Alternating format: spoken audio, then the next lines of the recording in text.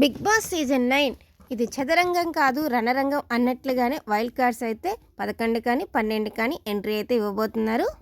Wild card entry అయితే ఈసారి అయితే 6 అయితే రాబోతున్నారు మొత్తం.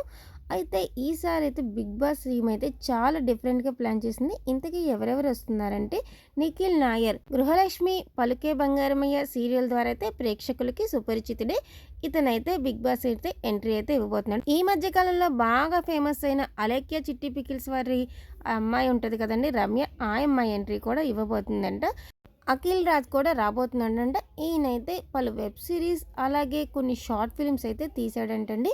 నాకైతే ఏమాత్రం ఐడియా లేదు. మీకు ఏమైనా ఐడియా ఉంటే కామెంట్ చేయండి. ఇంకో కంటెస్టెంట్గా అయితే దివ్యల మాధురి గారు అయితే రాబోతున్నారంట. ఈవిడొస్తే షో అయితే ఒక రేంజ్లో ఉండబోతుంది.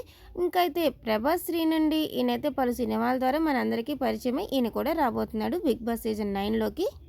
సీరియల్ యాక్టర్ సుహాసిని అయితే రాబోతున్నారంటున్నారు. మరి అయితే ఈవిడైతే మామగారు సీరియల్ అయితే చేసేయటం కంప్లీట్ చేయటం అయిపోయింది. మరి ఈవిడ వచ్చే అవకాశాలు అయితే చాలా వరకు ఉన్నాయి. అలాగే రాకపోవచ్చు కూడా, చివరి దాకా అయితే ఏమీ చెప్పలేము ఈవిడ విషయం. చాలా సీరియళ్లలో పరిచయమైన ప్రభాకర్ గారు అయితే అందరికీ సుపరిచితుడే. మరి ప్రభాకర్ గారు కూడా వస్తారేమో అంటున్నారు. కానీ ఈయనైతే ఒక సీరియల్ చేస్తున్నారు కదండి, ఇల్లు ఇల్లాలు పిల్లలు సీరియల్. సో అందుకైతే ఈయన రాకపోవచ్చు. ఈయన వచ్చే ఛాన్సెస్ అయితే చాలా తక్కువ అండి. ఇకైతే కావ్య గారు, ఈ కావ్య అయితే రాబోతుందని చాలా అయితే వైరల్ అవుతుంది. బిగ్ బాస్ టీం కావ్యాని అప్రోచ్ కూడా అయ్యారంటే, కానీ కావ్య అయితే రావటం లేదంట.